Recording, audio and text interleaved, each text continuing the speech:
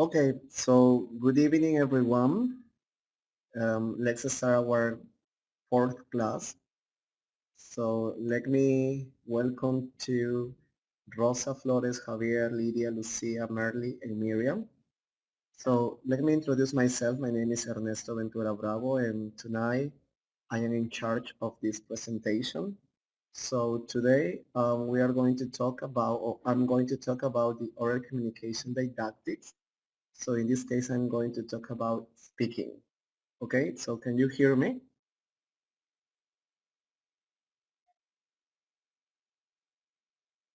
Hello, can you hear me? Okay, hello Lydia, nice to meet you. Okay, very nice. So we are going to start with our class. Okay, are you ready to start? Yes? Okay, very nice. So we are going to start with our class for today. As you can see, my material that I prepared for you, we are going to talk about the productive skill. One of them is speaking. You know that speaking and writing are productive skills. So the other days that you were working with Andy, you were doing the reading part, right? So today we are going to start with the pre-speaking stage, all right? And tomorrow we are going to do the while speaking stage. So these 2 days you are going to work with me, okay? So remember that when you want to start a speaking activity, so you need to do some warm-up activities. You know, you need to have some previous questions maybe or some activities in order to introduce the topic, right? So this is what we are going to do today. So one of the topics or one of the techniques, or maybe we can say strategy that you can use in your classes when you want to do a speaking activity, you can use maybe the brainstorming. Okay, so do you have any idea about what brainstorming is? Can you maybe type, please, and tell me what brainstorming is? Because this is our first topic for today.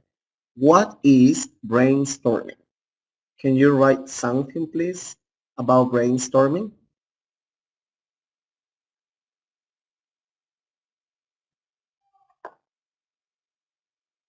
Please, I would like to see what you know about brainstorming. Maybe you can write just simple words, okay, in order to know if you understand what brainstorming means. No ideas? Rosa, Joanna, Javier? Previous knowledge. Okay, very nice. So that's a good definition about brainstorming, previous knowledge. Okay, good. Anybody else to tell me what brainstorming is?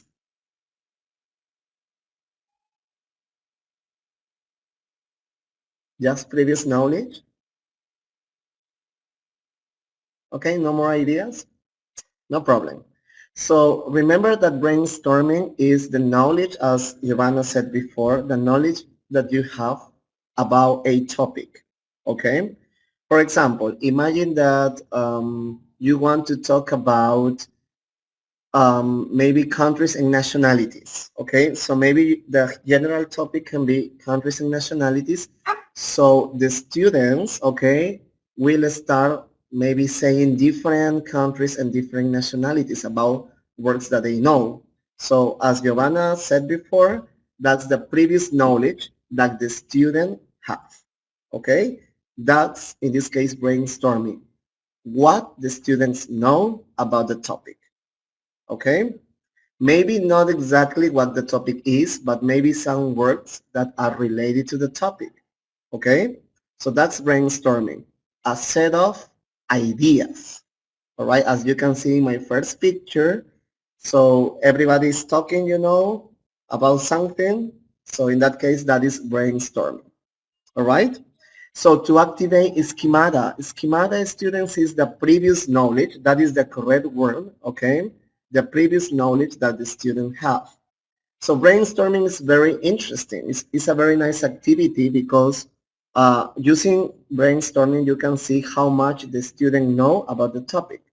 Okay, so this is a good exercise that you can apply maybe in your lesson plans in order to get what the students know about the topic. Okay, so we are going to start here with the first part.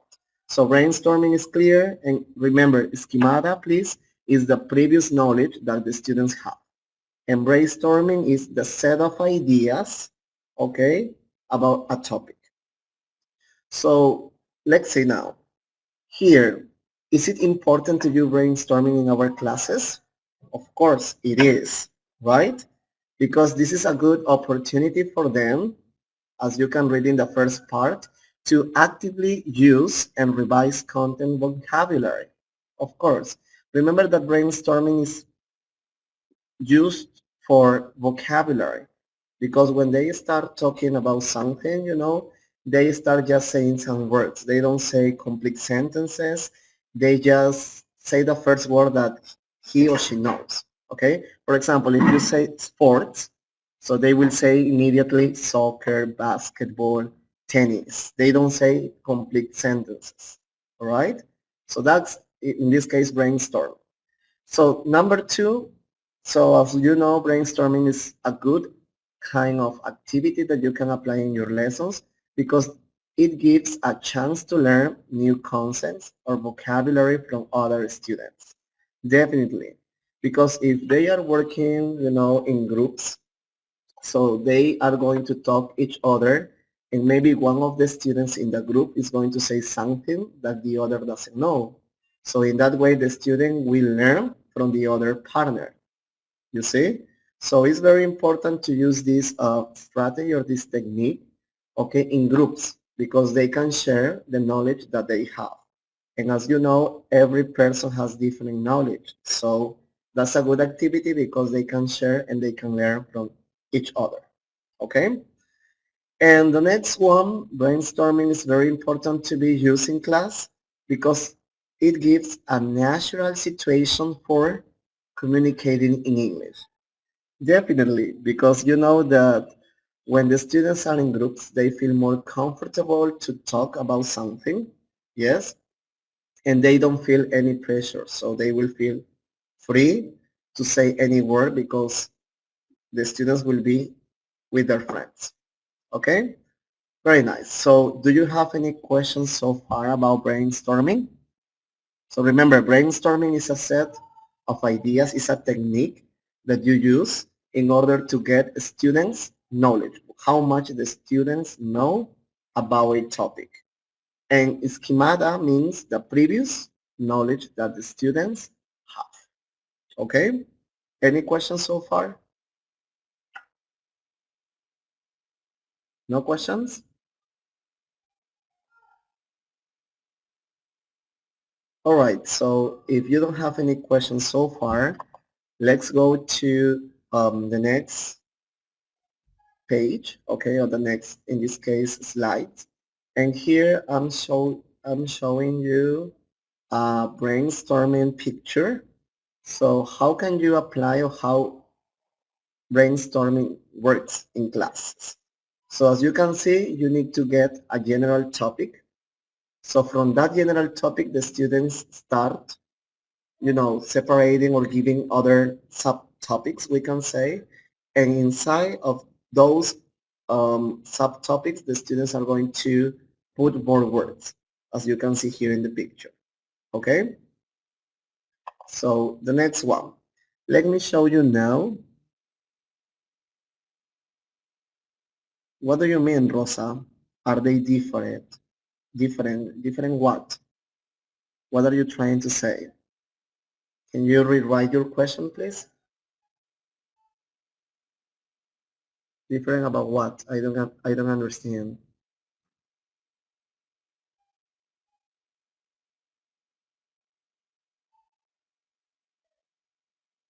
Different what? Okay, no problem, Rosa. So brainstorming and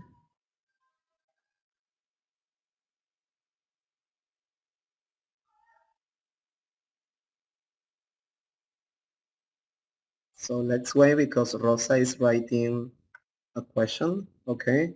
Yes, definitely, Rosa Flores. Brainstorming and schemata is not the same. This is what I told you before. Remember that brainstorming is the technique that you use in class to get students' knowledge. Okay, that's that technique. And the schemata is the knowledge that the students already have. Okay, that's the difference. Brainstorming is the activity, is the technique that you use in class to get a student's previous knowledge. Okay, and that previous knowledge is called schemata. All right, so it's not the same. It's totally different. Okay, you use the brainstorming activities in order to get the schemata or to activate the schemata in the students, right? To get the previous knowledge. That's the difference. All right, Rosa? Okay, very nice. So in the next slide, as you can see, here there is an example of brainstorming activities. So imagine that you want to talk about daily activities or daily life, as you can see here, the general topic. So for example, in your class, you can bring maybe a big picture or maybe a big, paper with the word daily life, okay? And you can ask your students to make group of maybe 4 or 5 students. It's up to how many students you have in class, okay? So then you have to make them not to write, because remember that we are using in this case brainstorming in order to make them speak. So maybe with that topic, with a general topic, daily life, maybe you can paste that paper on the board so the students can start brainstorming, okay, with that general topic. So for example, maybe they will do something like that. So daily life, maybe you can say work, meals, exercise, and before work. So as you can see, they are subtopics from the general one, you see? And these, okay, subtopics, there are more things that you can talk about them. For example, if you say work, what kind of works are related to work? So maybe you can write co-workers, email, coffee break, meetings, write report, phone. So as you can see, all of these words are related to work. For example, another, meals. So when you are talking about meals, maybe the first thing that comes to your mind is breakfast, snack, lunch, dinner. What about if you are talking about exercise? For example, walk before work, gym after lunch, soccer on Saturdays. What about if you say before work? You can say some activities like get up, shower, dress, eat breakfast, pass to work. So remember that here the objective of brainstorming activities is not to make the students speak longer sentences. The objective here is to activate or to make students remember just words that they know, but maybe they don't practice. So that's the objective of brainstorming activities, not to make them talk for a long time. The most important is to make them remember, okay, orally of course, remember words that they have already known. Okay, that's the objective of brainstorming. Okay, so now we are going to go to another example of brainstorming activities. For example, as you can see here, we have the word health, that is the general topic. And from health, as you can see, you can have subtopics like sleep, stress, diet, and exercise. Also health, as you can see, right? And from them, there are more words that are connected to each one. For example, stress, as you can see, there are different kind of words related to stress, to sleep, to diet, and so on. Okay? Here, the most important is to find words that are connected to the topic. All right? So do you have any questions about the pictures that I show you? Remember that here you have to make the students speak. You can give the general topic, maybe on the board, or you can give just a piece of paper to each group, okay? And they start brainstorming different kind of words. That's it. Okay, they don't have to write anything. Maybe you can make them write, and maybe then they will make a presentation. This is another one. Okay, good evening, Minerva. So do you have any questions so far? No questions? Do you understand what brainstorming is and how it works? Okay, very nice. So,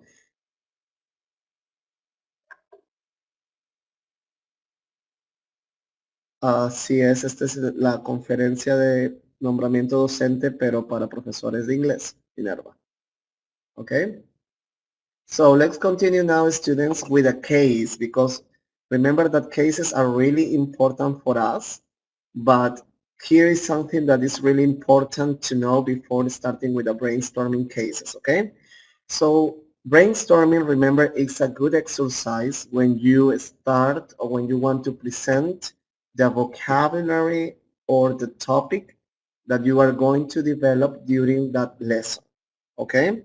So if you use brainstorming sessions, of course the objectives will be, or the objectives are, generating ideas on a given topic. So with brainstorming, you will see how much the students know about the topic, okay? And it's a good way to introduce a new topic. Maybe if they don't know a lot about the topic, so that's a good opportunity for you to teach them, okay, this new topic.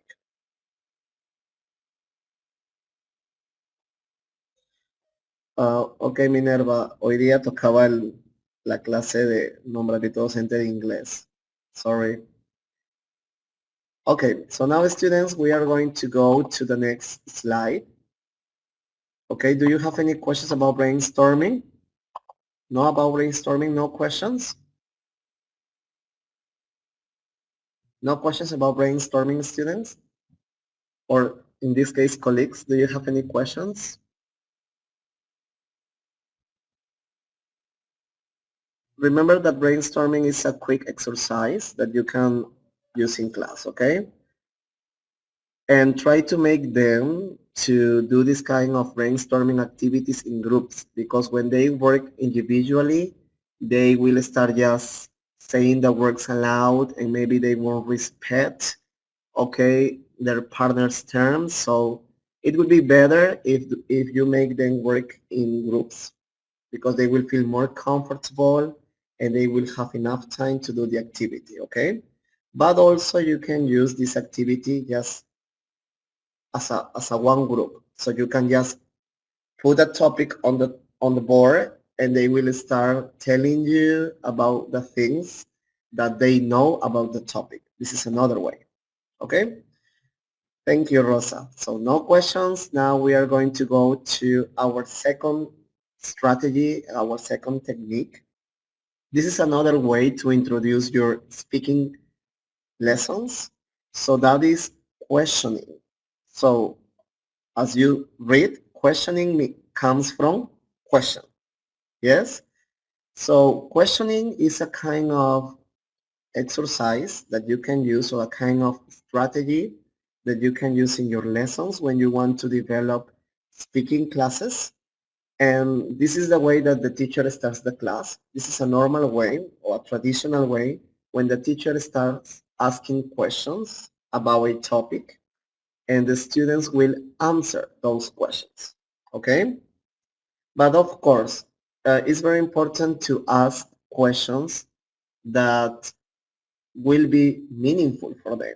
Because if you are talking or you want to talk about the simple past, you cannot ask questions about other people.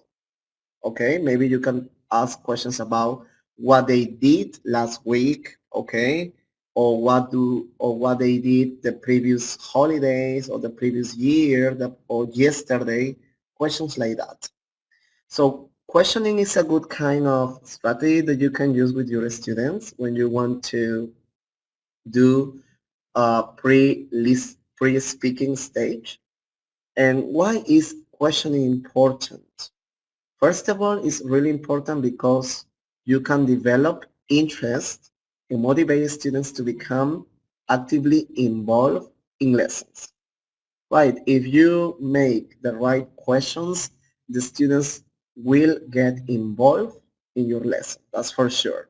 Okay, the next one, it's very important to use questions, okay, at the beginning of the class as a warm-up activity. Do you know warm-up? Warm-up means a previous activity before the big one. So it also helps you to evaluate students' preparation, and maybe you can check on homework or work completion. So the next one is to develop critical thinking skills. That's for sure, because you are going to make students think. Okay? For example, if you want to talk about future plans, so maybe you will say, what will you do in 2080? So the students will start thinking about that. Or maybe if you ask a more difficult question like this, for example, you can say, how will the planet will be like in 2090? So the students will start thinking, okay, about that situation, you know? And also it's really important to use questions to review and summarize previous lessons. Sometimes maybe you did a previous lesson and you want to know if the students still remember or how much they remember about the previous topic that is connected to the new one. So maybe you can use questions in order to get this kind of information. Okay? Now, let's go to the next part, and we are going to start with an example of questions activities. So this is something that we really need because you know that in the exam that you are going to take in 2 weeks, you will find a lot of different, cases, and you need to find maybe the correct strategy or the correct way maybe to solve this situation. So this is what we are going to do now. Yes? Okay, let's see here. Here it says, example of questioning activities. An English teacher wants to plan a speaking lesson with future plans by using going to. She's thinking about making some introductory questions like, what are your plans for the future? What are you going to do after you finish high school? Are you going to travel abroad? Are you going to be a famous person in the future? After the students answer the teacher's question, and then the teacher will write the topic on the board. You see? This is an example of questioning activities. So the teacher will start the topic, okay, with previous questions, right? So, of course, she needs to put emphasis on the questions, okay, because here the use is going to. So the first question is, what are your plans for the future? So most of the students really like to talk about the things that they are going to do in the future, okay? And then the question, what are you going to do after you finish high school? Because, most of the students want to finish high school as soon as they can. Or are you going to travel abroad? Where would you like to go, Or are you going to be a famous person in the future? So you see, you need to find, how can I say, meaningful questions for them. Because if you ask questions that they are not interested in, so it means that these kind of questions won't be meaningful for them. Okay? So do you have any questions about this example of questioning activities? Is it clear to you?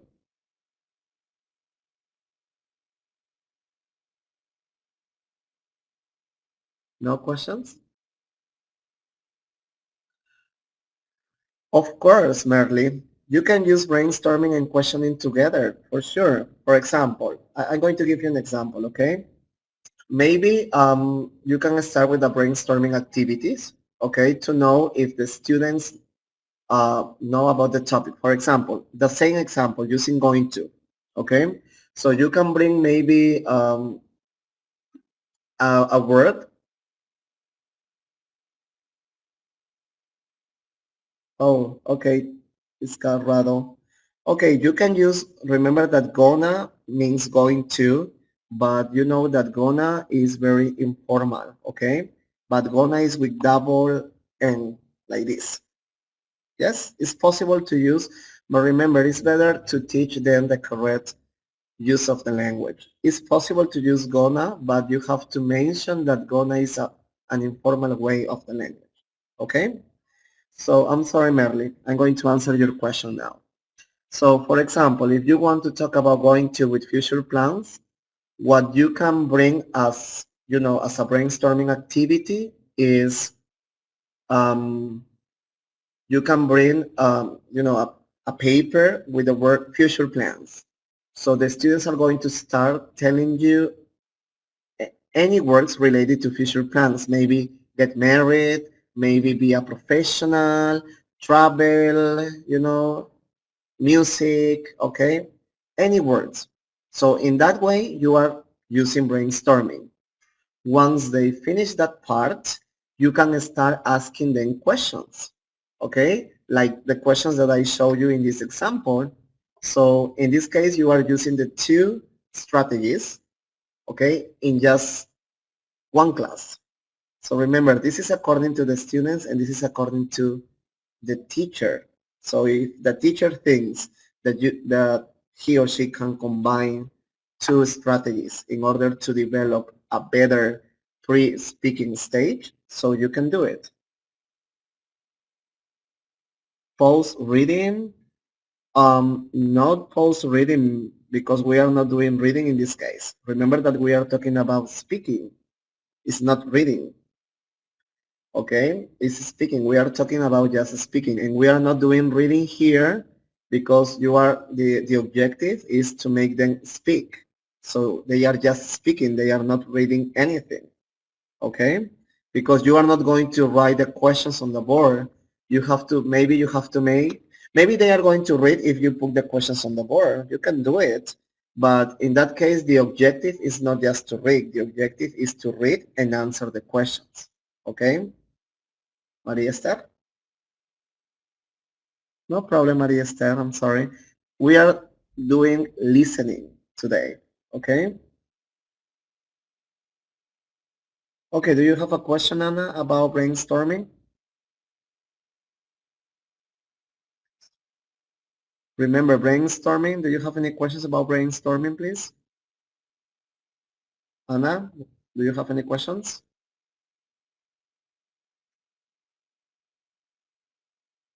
Okay, very good, Anna.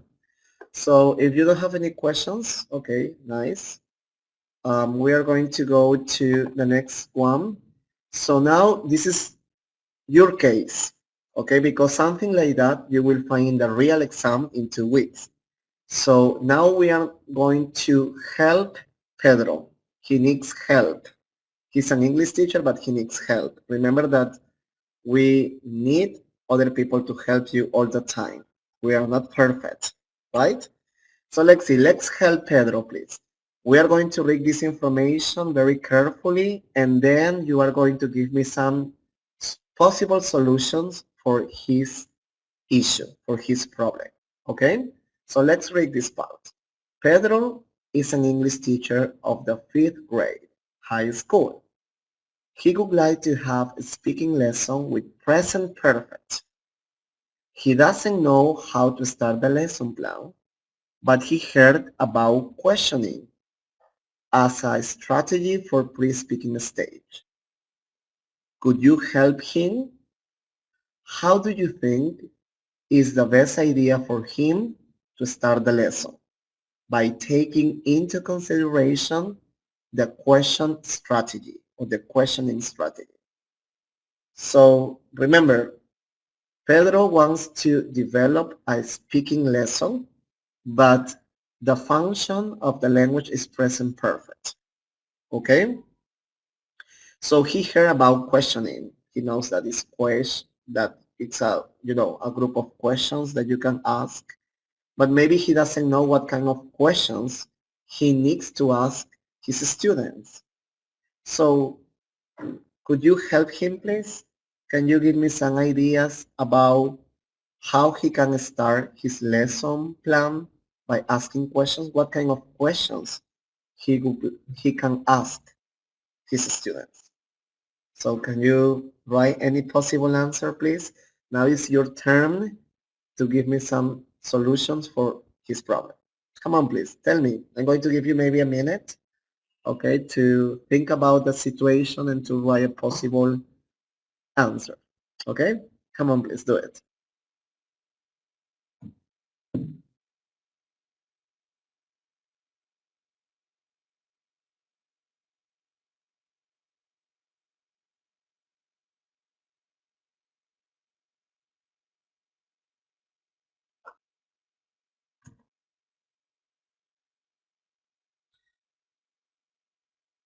Okay, that's a good question, Rosa, but please let me correct the question, please. Okay? So maybe you can ask, I will write the question. How long have you lived here? That's the correct question. How long have you lived here? Okay? Instead of how many time. So how long? Okay, that's a good question. You can start with that question. Okay, what other questions? Remember that the questions have to be meaningful for them, okay? The questions, remember, they have to be very meaningful to them, okay? What kind of questions can you ask the students using the present perfect?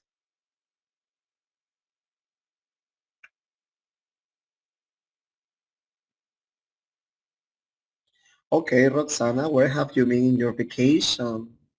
Maybe you can ask questions just with the auxiliary. For example, you can say, have you ever visited Cusco? Or have you ever been abroad? Or maybe have you ever met a famous person? Yes, for example, like this, have you ever met a famous person? Because remember that they love music, they love acting, so maybe in, in their whole life, they have the opportunity to meet someone, So that's the idea, okay?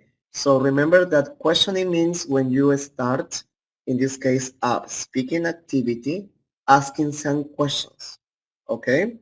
Yes, have you ever visited maybe Cusco, Tarapoto, Ica? Okay, you can ask this kind of questions. Yes? Okay, have you ever watched a thriller movie? Have you ever studied yeah, you can say have you studied English before instead of have you ever studied? Remember that when you use the present perfect, you need to use the verbs in the past participle. Okay? So study will be studied in this way. Yes?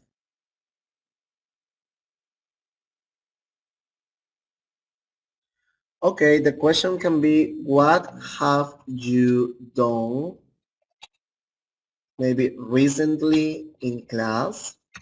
Yes? What have you done recently in class? That's another possibility. Okay, very nice. But have you ever played some sports? Excellent. Have you ever played maybe tennis? Have you ever played basketball? Okay, you can start with questions like that. Okay? So maybe at the beginning they will say just yes, no, or maybe yes, I have played, or maybe they will make mistakes. They will say, yes, I play tennis. But it doesn't matter. The most important is to make students speak because it's the previous stage. Once you teach them, that will be different. Okay? So no questions about this part? That's a good question, Giovanna. They really like talking about love. So if you say, have you ever fallen in love?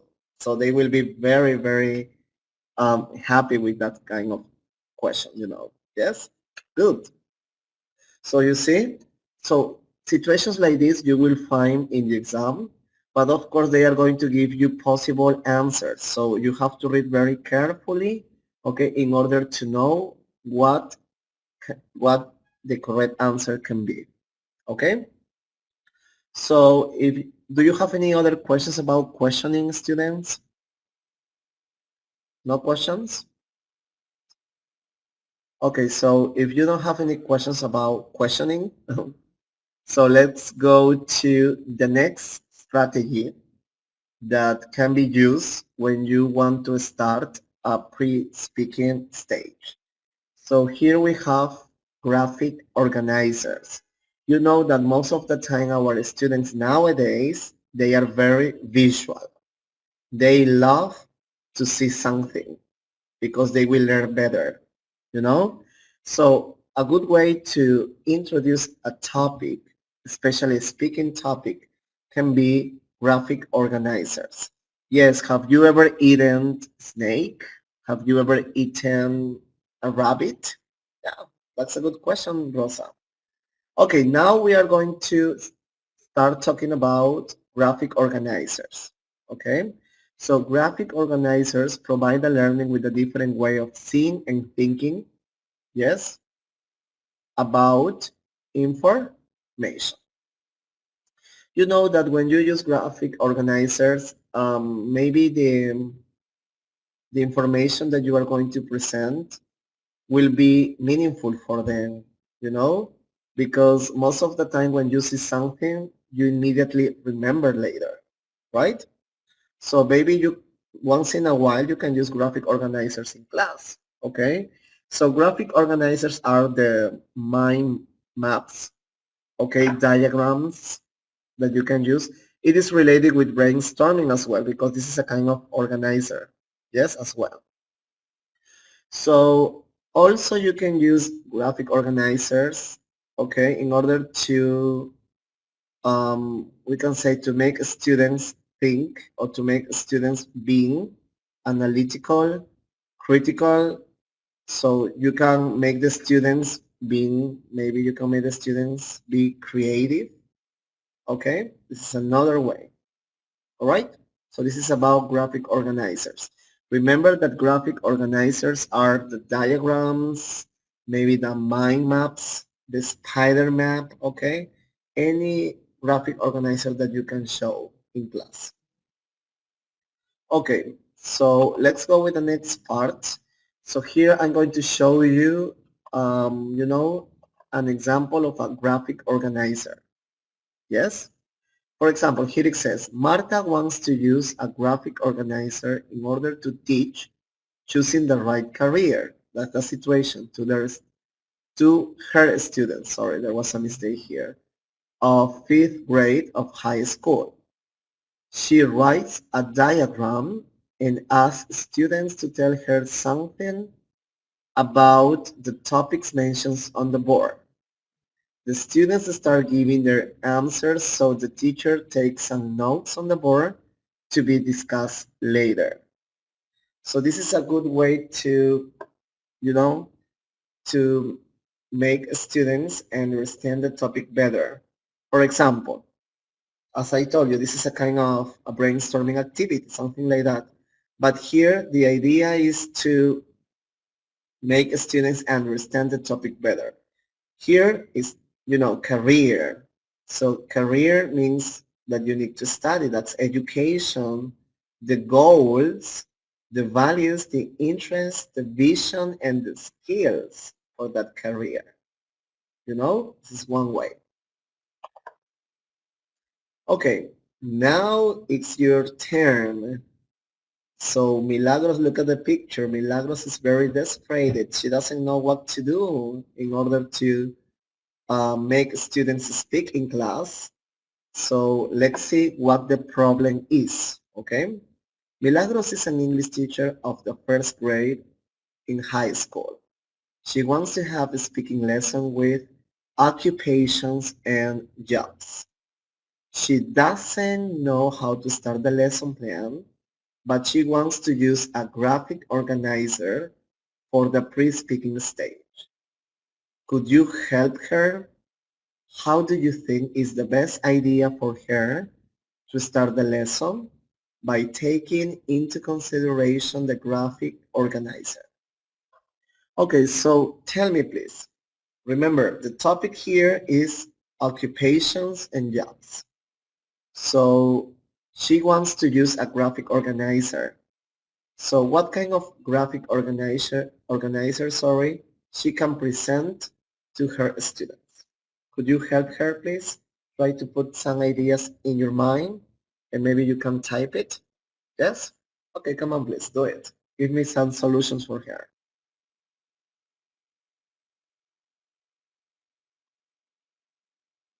Okay, maybe using pictures.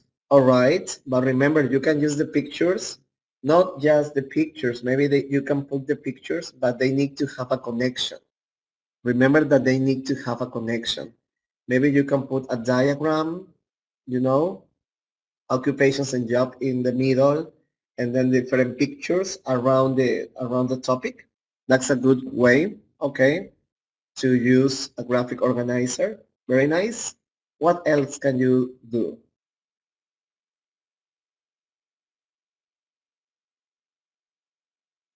Play with cards?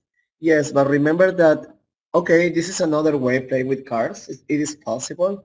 Maybe you can put the topic, the general topic there, or you can put jobs and occupations, okay?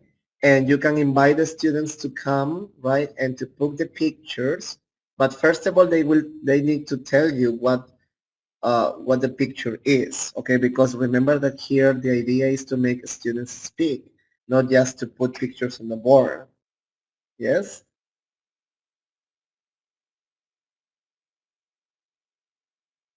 Okay, memory, you can play. Okay, memory is possible as well here.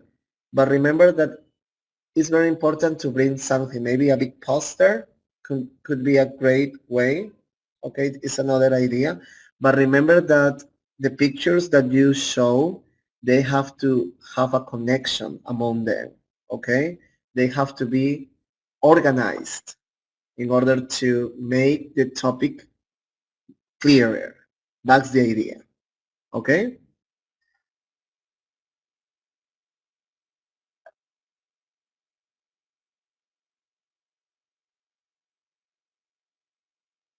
Divide groups the profession. It can be, right? It can be a good way as well, describing jobs. Yes. Maybe you can show a picture, as I told you, picture, a big picture there. Of course, they are going to be organized, maybe in a diagram. Okay, and you can ask the students what the occupations are and what the, what the jobs are. You can use, yeah, okay, songs as well. And they need to guess, as Giovanna said. Very good. So you see, you are very creative teachers. You have different ideas. Okay, yes, role play is possible, but listen to me. Role play is used when you start doing the topic. Today, we are just talking about things that you can do before you present the topic. A role play activity is a very nice activity, but I consider that role playing is better when you show the topic to the students so you can use the role play as practice. But today we are just learning things that you can do before presenting the topic. That's why our topic for today is called pre-speaking stage. Okay, Lucia? Very nice. So let's go with the next part. So this is, okay, no problem, Lucia. So the next and the last strategy that you can use, Anna says, dividing into categories. Of course, you can bring a big chart, yes, with the words, jobs and occupations. You can bring different pictures. So you can make a student, but remember, the objective is not just to make students paste the pictures in the right place. Maybe you can make students to guess what the picture is. Okay, maybe you will show pictures about different occupations, so they will tell you, okay, what occupation or job is. Because here the idea is to make students speak. It doesn't matter if they start telling you just words, because that's a good beginning. Okay, so let's go to our last strategy for today's class. So let's talk about audiovisual aids. It's another way to make students, especially the students who are really visual. So this is a good kind of pre-listening, pre-speaking activities that you can use with them. Here, audiovisual materials make the learning process more concrete, real, and vital. What makes the teaching and learning easy and successful, of course. So, but honestly, most of the time we don't have, we don't have projectors, we don't have maybe a radio, okay, in class, but it's up to the teacher, it's very important to be very creative. Maybe if you have a small radio with a USB, that's a good way to start. And if you have a laboratory, that's wonderful because you can take advantage of what you have. But anyway, it's not just audio. You can also bring some pictures, some flashcards. Okay, maybe they are not organized as the previous one, but by bringing maybe 3 or 4 flashcards, the students will learn better because they will see and they will learn. Yes? So here, mostly in this kind of technique, you can bring different kind of aids. For example, if you are talking about audio aids, you can bring radios, TV, if you have computers or laptops, okay? Headphones maybe. If you are talking about visual aids, you can bring some big posters, okay? Flashcards, right? And remember that when you present pictures of something that they can see, the learning will be more meaningful. Okay, guess the action that realized one student. Maybe you can guess the action that the student is doing. Okay, it's a good way. Yes. This is another way that you can make the students learn visually because you know that most of the time our students really like to see something in order to learn because they are nowadays, they like watching, movies, TVs. So if they have a poster, let me tell you, they will learn better. Okay? So let's go to the next part. So this is an example of audio-visual aids. Here we have Anna is an English teacher of the 4th grade high school. So she wants to review the past simple and have a speaking lesson about what did they do last weekend. She considers bringing a video to the class. So I'm sorry, there is a mistake in weekend. It's just N, not M. I'm sorry. She considers bringing a video to the class. So the students watch it and then answer their teacher's question. Okay? So she considers bringing a video. That video, of course, has maybe some interviews. Okay?